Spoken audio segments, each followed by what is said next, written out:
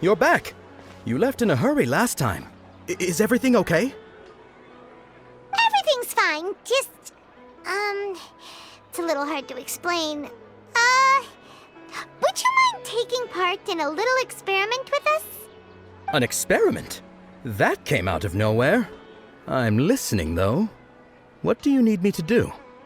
Could you make a wish? You want me to make a wish? Is that a new Sub-Zero's festival tradition or something? Less questions, more wishing! Okay. My wish. Okay. I'm a little nervous saying this out loud, but I want Miss Dunyarzad to be happy. Oh. I noticed earlier that she looked a bit down, and she wasn't really talking to anyone. She just doesn't seem like herself. She's always so gentle and kind, and all the kids love her. I've also wondered if the reason she asked me to be Fairest Knight of Flowers is because I'm special to her, or something. So, you have a crush on Dunyarzad? Oh, is it that obvious? After what I just said, I guess it is. When she placed the hat of the Knight of Flowers onto my head, she said to me, I want everyone to have a happy Sub-Zero's festival. What she didn't realize was that I'm not that interested in how everyone else feels. In that moment, I just wanted to be her Knight of Flowers for the rest of my life. 50 years, 100 years, I'll serve her till the end of time. Okay, yeah, that was a bit much. Felt like the right moment to get it off my chest, but that was pretty embarrassing. Okay, I'm ready to make my wish. I would like Miss Dunyarzad to appear in front of me right now with a smile on her face. Here goes. Please come true. I'm gonna open my eyes. Oh, you're... What? Fucky? Sorry, but only one portion of Yelda candies per person. Back home you go. Nice try, you two. Anyway, never mind. I don't need to see her appear right in front of me. As long as she's happy. Guess he isn't the host of this dream after all. Should have expected it wouldn't be this easy.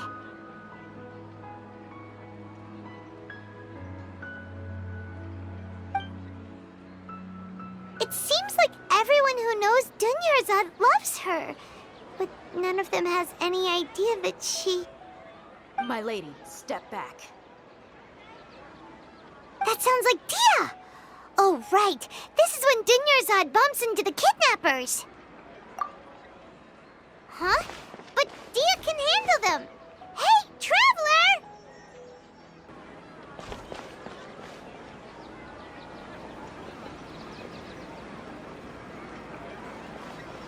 Oh, it's you. Great timing.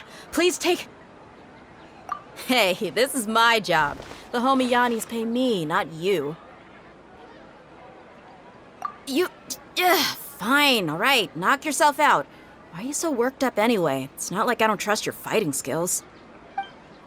Anyway, watch yourself.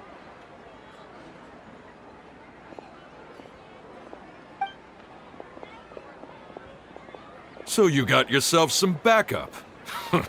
Suit yourself. You're going down! Traveler, were you just taking your anger out on those guys? You and Nahida both. Dunyarzad wouldn't want to see you two like this. Oh, and speaking of her, Paimon just remembered something. Remember how during the first Sub-Zero's festival, before the Samsara started, we came here with Dunyarzad because she wanted to pick something up?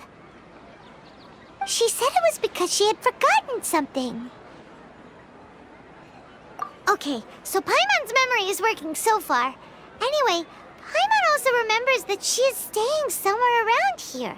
She pointed it out to us the night before the Sumeru's festival. Yeah, even if it's only a tiny clue, it'll probably still help us more than this needle in a haystack search.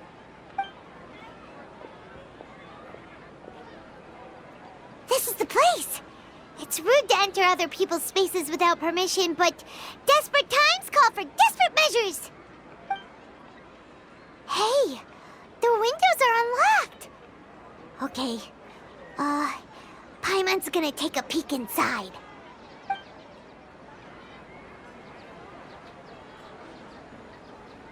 This was only a temporary residence, so there was pretty much nothing inside except this book on the table. Should we open it?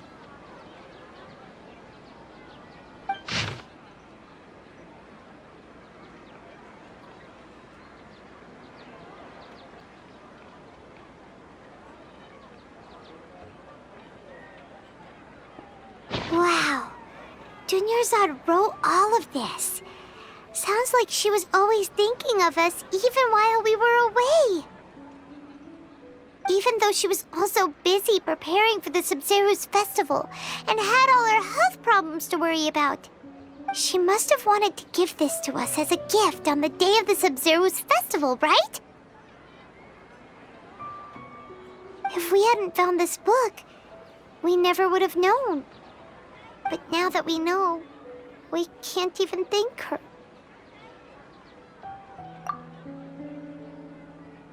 Hey! Where are you off to now?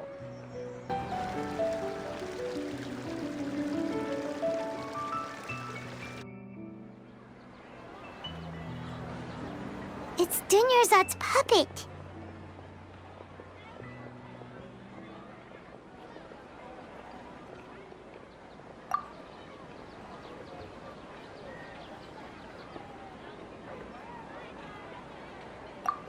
Traveler? You must be exhausted. Come to think of it, we've been stuck in this place for a really, really long time. Heck, even the last time we were chatting happily with Dunyarzad feels like an eternity ago.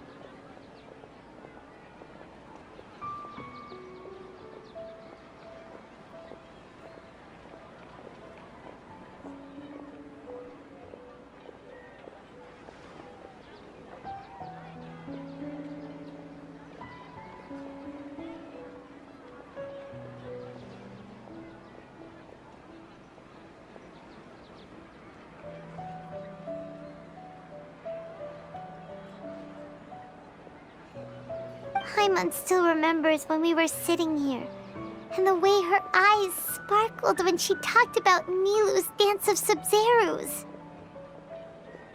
There will always be frustrations in life, but I know that the point of living is not to leave behind any regrets.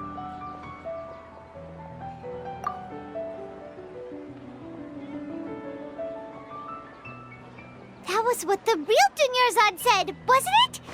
Does that mean... Yes, Traveler. What is it? Oh, so she's still just a puppet. But just now, how come... What? Where are we going this time?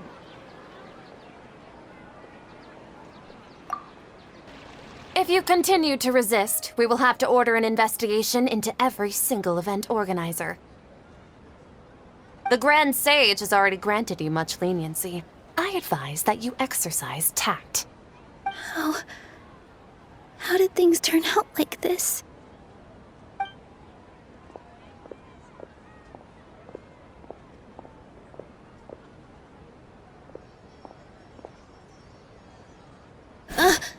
Traveler? You don't have to get involved. He's a sage from the Academia. I don't want to drag you into this. Traveler? Traveler? What the heck are you doing? If you get arrested by the Academia, that's another day gone to waste!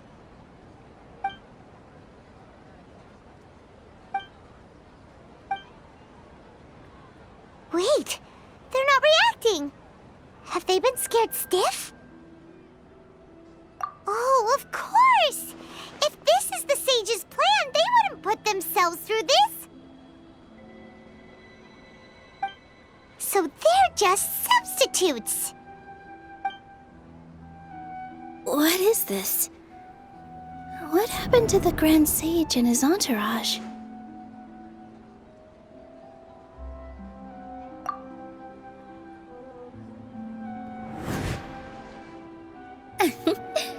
Like I said, they symbolize the goddess of flowers. It's just a shame that all the real Padisaras went extinct after her death. Yes, the Greater Lord brought forth new Padisaras in memory of the goddess of flowers, but she ultimately could never truly replicate that beautiful shade of purple.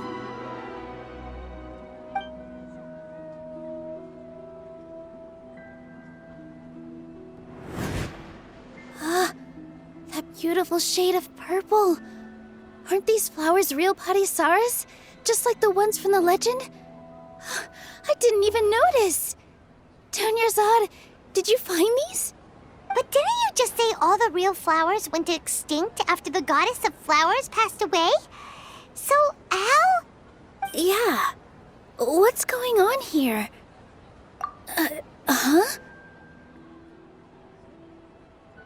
You guys are acting weird. But okay, I'll try.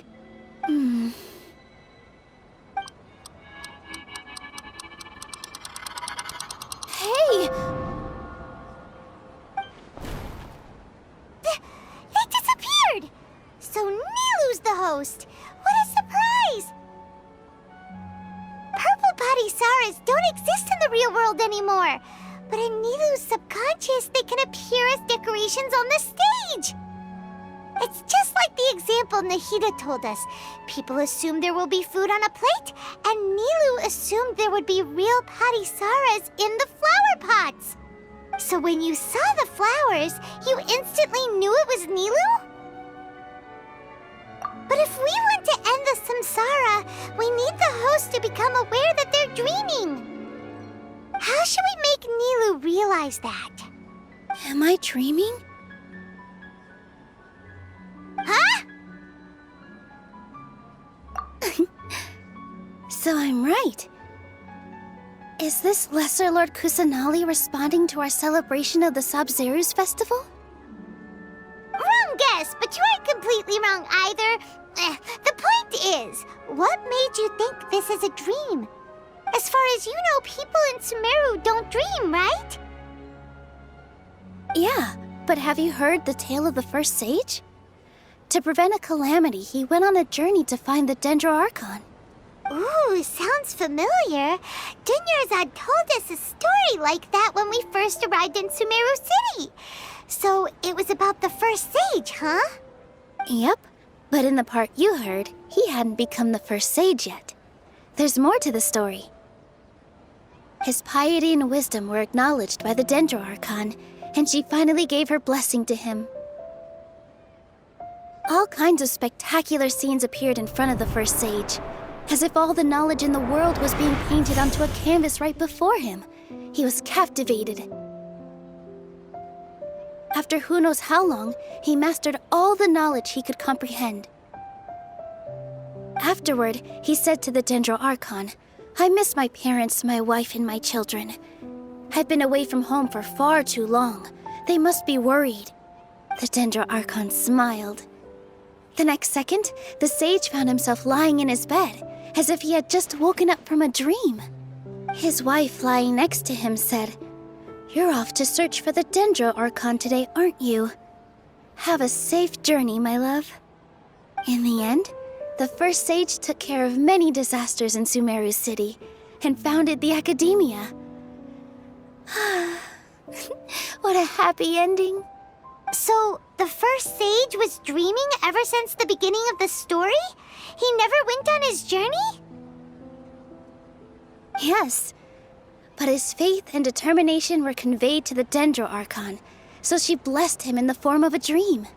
Paimon understands where you're coming from now. That's a really interesting connection. But we really gotta wake up soon, like the sage in the story. I see. Well, it just so happens that today's Sub-Zero's festival is almost over, too.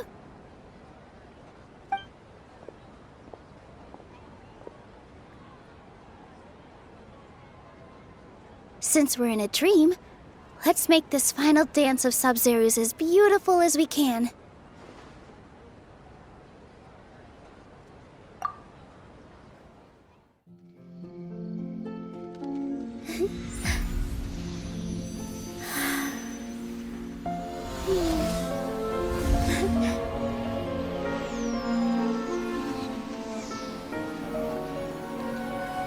The wait is over, everyone.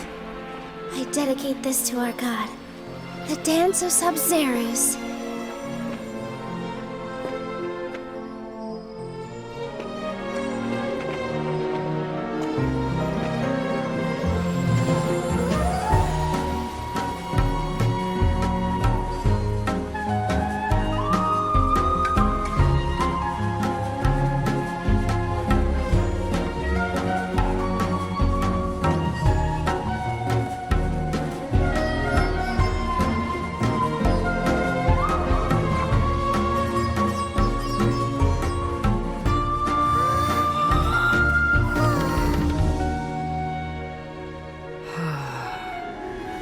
I'd be lying if I said I had no regrets.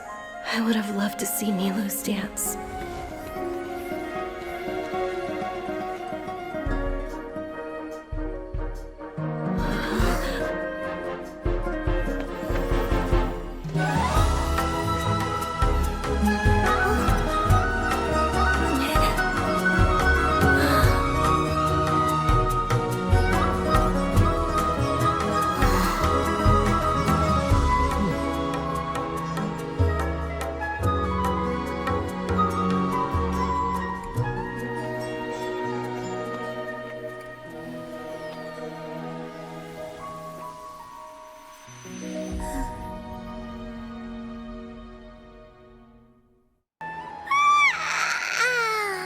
Oh, good morning, traveler.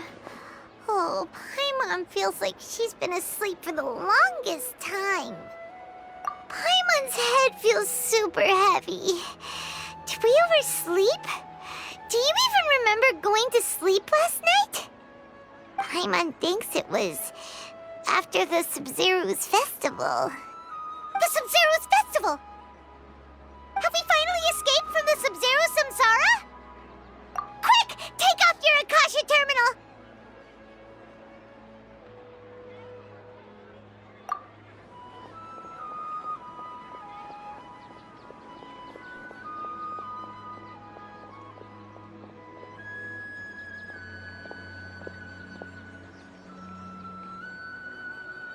She's not in her room. What happened? Huh? What usual spot? Well done, Traveler and Paimon.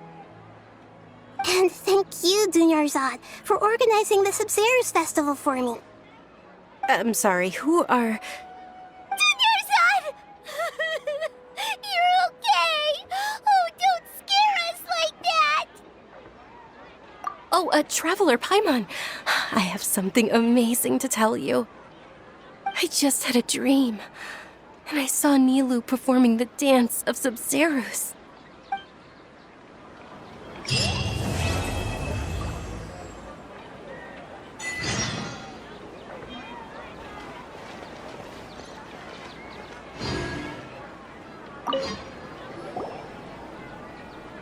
You're actually Nahida, aren't you? Paimon felt like Catherine was acting weird when we met at the Sub-Zero's festival. And Dunyarzad, did you save her? It's a really long story. We shouldn't disturb her. Her consciousness is still weakened. Let's chat somewhere else. How about by the Traveler's favorite bench?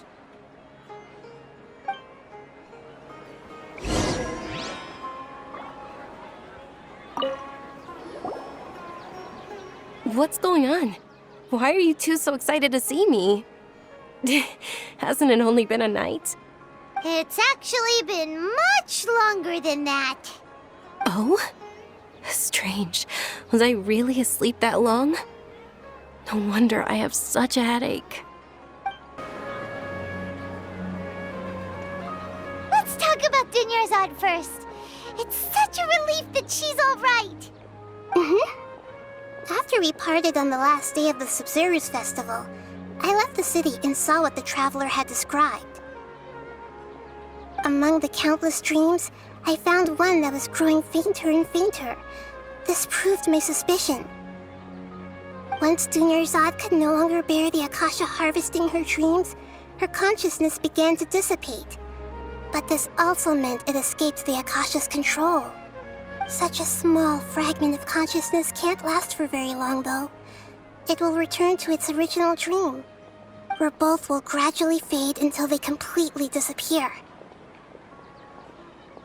I used all the power I had to keep her dying dream alive as long as possible, but it still wouldn't have lasted for much longer if it hadn't been for you two breaking the samsara. So it looks like we did manage to save Dunyarzad in the end, and not a moment too soon. Huh? Why are you two smiling so happily? I thought you'd be so moved that you'd start crying. I need to spend more time observing human emotions. Both are fine. Everyone reacts differently. All right. You two must have a lot of other questions for me, right? After all, you saved my faithful believer. As your reward, I will answer any and all questions. At the Avidia forest, there was this incense that made the traveler fall unconscious and dream of a huge tree and a red sky. You also heard someone's voice, right? It said world and forget me. Yeah, so you do know! We've been wanting to ask you what that was about, and if the red sky was related to Conria. It seems like the traveler established a connection to Irminsul. That was a message left by Greater Lord Rukkhadevata's residual consciousness in Irminsul. Perhaps her last memory before she died. As you two probably know, Greater Lord Rukkhadevata disappeared after the disaster in Conria. The timings of these events do line up, so your suspicions are reasonable. A message from Greater Lord Rukkhadevata? We thought it was from King Deshret. King Deshret? That god who died even longer ago? Some present-day desert dwellers still worship him. You probably just heard some of their conspiracies. Okay, so what does the message mean? I still haven't managed to decipher it. Even the Akasha isn't currently capable of doing that. Greater Lord Rukkhadevata's residual consciousness in Irminsul seems to be contaminated with something that has a very dangerous aura to it. Many devoted scholars go mad as soon as they connect their consciousness. I've warned the Academia about this many times, but people still keep falling victim to it. But I believe this is the key to saving Irminsul. That's why I've kept trying to decipher it. So the tree in the vision was Irminsul? Oh, Tainari also said that Irminsul is sick! Is it because of the contaminated consciousness? But even if you can't figure out what that vision was all about, it seems like our search for you was all in vain. The traveler wasn't affected after coming in contact with that consciousness. I've never seen anyone like that. With you here, we may have a chance at deciphering it. No, we must decipher its secrets. I've already eliminated all other factors that might affect Irminsul. This is the only one left. This puzzle has life and death at stake. It could determine Irminsul's fate, as well as Tevat's. To be accurate, I'm using the Akasha as a medium to occupy Catherine's consciousness. How did you do that? Poor Catherine. Does this mean you can also occupy other people's consciousnesses? Theoretically, I can enter anyone's mind as long as they're wearing their Akasha terminal. The Akasha is the legacy of Greater Lord Rukkhadevata. As Lesser Lord Kusanali and the first Akasha terminal, my consciousness has always been linked to the Akasha. I've always respected my people's free will, so I've never actually occupied their consciousness. When necessary, I just borrow this bionic Snezhnayan puppet. Oh, hold on. Did we just learn some deep, dark secret? So Catherine is... No wonder Paimon felt something was off about her. What about your own body? Why do you need to borrow other people's? Don't you live in the sanctuary of Surasthana? That story begins a long time ago. After Greater Lord Rukkhadevata disappeared, the sages found my newly born self and took me back to Sumeru. At that time, I was young and weak. The sages kept me in the sanctuary of Surasthana, ostensibly for the sake of protecting me. But I've hardly heard from them since. However, I do understand that they had hoped to find Greater Lord Rukkhadevata instead of me, a symbol of her passing. So, the sages basically put their new Archon under house arrest? How dare they! Why don't you teach them a lesson, Nahida? In some ways, they aren't wrong. Greater Lord Rukkhadevata was omniscient and omnipotent. Even after her death, the Akasha is still empowering this nation. And I'm still really far away from being able to call myself the God of Wisdom. Moreover, the Academia is also more proficient at governing this country. My existence has little meaning. Yeah, you got a lot of believers. Just look at the Sub-Zero's festival. Everyone who showed up truly loves you. Thank you for the kind words. But I honestly don't need physical freedom as long as I can connect my consciousness to the Akasha. Trying to find a way to save Irminsul is my life's mission and top priority. I will work on that, and try to live up to being a deity in the meantime. Every once in a while, I will also take up the duties of the God of Wisdom and enlighten a lost soul here and there. Doing all that should be enough. There's never been any big problems with the Academia's governance of Sumeru. This is the first time I've seen them step out of line. I wonder what caused them to go down this path, and what they hope to achieve. Even though the city's residents haven't noticed anything strange, if the Traveler hadn't broken the Sub-Zero's samsara, the situation could have become dire. I tried to do some investigating in the Akasha, but I couldn't find anything suspicious. And all the people of interest seem to purposely avoid wearing their Akasha terminals. I think they're deliberately trying to hide something. Oh, that reminds Paimon. In Gandharvaville, there was a sage who had invited Tainari to join some kind of project. Could it be related? Regardless, I need to first investigate the sage's motives, make things right, and punish them if needed. But I'll have to be discreet, or they'll see me coming. You mean how the Akasha stops you from having dreams? Yeah, it's been such a long time. No one's noticed something's up? It's not that no one noticed. It's more like no one cared. Ultimately, it's all rooted in the sage's misdirection. Misdirection? The sages convinced everyone to believe that being unable to dream is a sign of rationality and wisdom. Not dreaming is a badge of honor in Sumeru. Even if the truth is that their dreams are being reaped by the Akasha. With their propaganda in place, the sages can maximize their use of the Akasha to facilitate their research. Besides, Greater Lord Rukkhadevata must have created the Akasha in the hopes that it could be used to its full potential. That's why I've never come out strongly against this. Anyway, the perspective advocated by the sages drowned out any voices of doubt. By now, even those who never use Akasha terminals find it too shameful and embarrassing to talk about their dreams. Got it. I hope my answers were satisfactory, seekers of knowledge. To be honest, maintaining Dunyarzad's fading dream took a lot of mental energy. I think I may need to rest for a while. Oh, and you don't need to worry too much about the Sage's activities for now. The Akasha won't be able to conduct another project on the scale of the Sumeru Samsara in the immediate future. Go and get some sleep. Leave everything to us. What a relief. This is truly the most exhausting birthday I've ever had. Traveler? Paimon? Why am I here? Do either of you know? Maybe you were sleepwalking.